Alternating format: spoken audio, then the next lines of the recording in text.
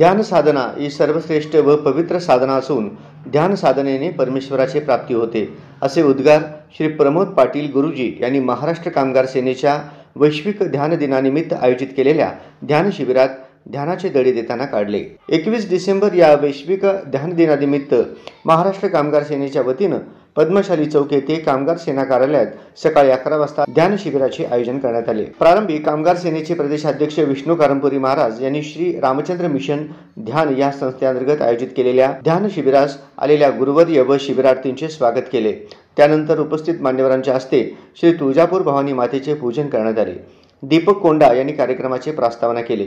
त्यानंतर प्रमोद पाटील गुरुजी यांनी ध्यान साधनेचे धडे सांगून ध्यान साधनाचे प्रात्यक्षिका शिबिरार्थीकडून करून घेतले। त्यानंतर Shriram mission art of player संस्थेचे प्रमुख श्री समीर औसेकर गुरुजी यांनी ध्यान साधना हा ज्ञानप्राप्तीबरोबरच जीवन शांतिमय करण्यास मदत होतो असे प्रबोधन केले।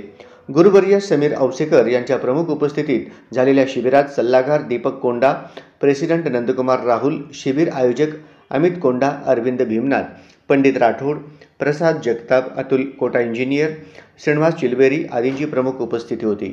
शेवटी कामगार सेनेच्या वतीनं सर्व प्रमुख मान्यवरांचे शाल व पुष्पगुच्छ देऊन सत्कार करण्यात आले।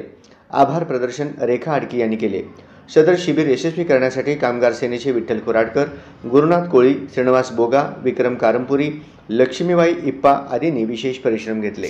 बंधू भगिनींना नमस्कार।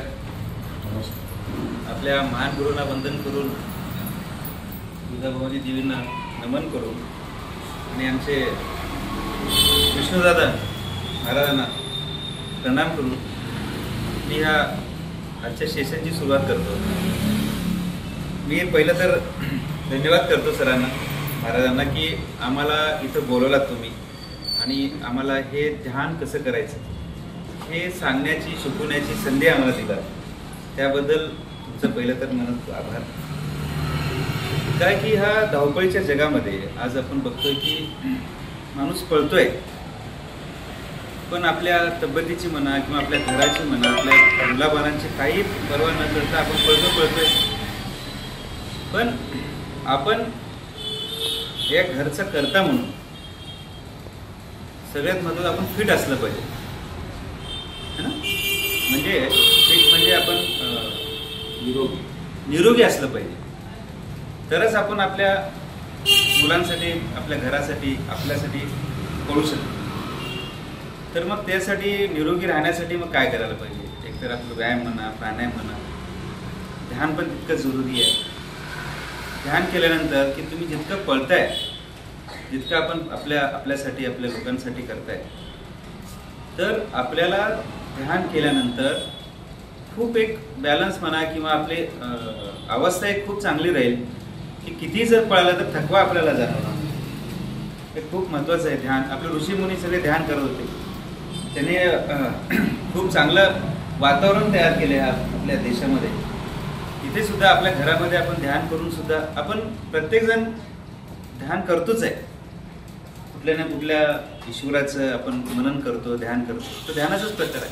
आपलं काम म्हणजे पण ध्यानच आहे। आपण जो काम करतो त्या कामामध्ये लक्ष केंद्रित करून राहतो, तो एक ध्यानाचाच प्रकार आहे। पण ह्याच्यामध्ये आता ह्या हार्टफुलनेस म्हणजे श्री रामचंद्र मिशन या संस्थेमध्ये आपल्याला असं सांगतात की आपण ध्यान आपल्या हृदयावर करायचं। तर आपल्या हृदयामध्ये, तर हृदयावरती का करायचं?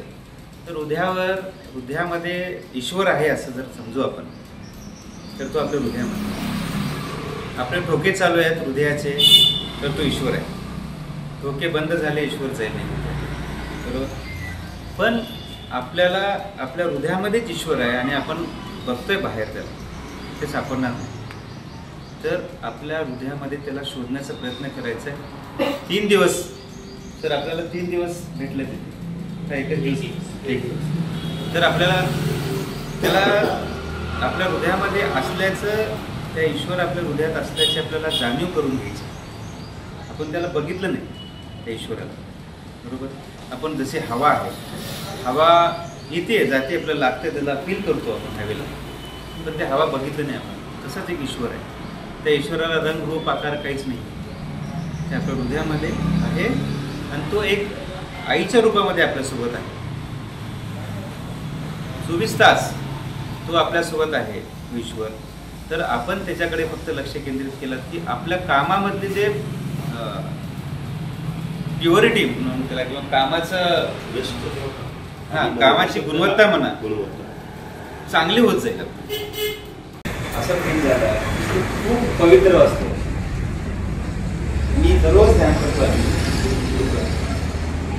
आज मला त्याच्यापेक्षा वेगळा अनुभव इथं आला. मी खूप छोटा आहे असं बोलायला का की हे खूप पवित्र वास्तू, खूपच पवित्र वास्तू तुम्ही केली आहे तिला. आणि जो व्यक्ती ध्यान करतो त्या जागेत आणि जो व्यक्ती ज्या ठिकाणी जातो ती जागा सुद्धा पवित्र होते. तुम्ही इथं बसून ह्या जागेला खूप चार्ज केले हे मला फील झालं. प्रत्येकाला फील झालं.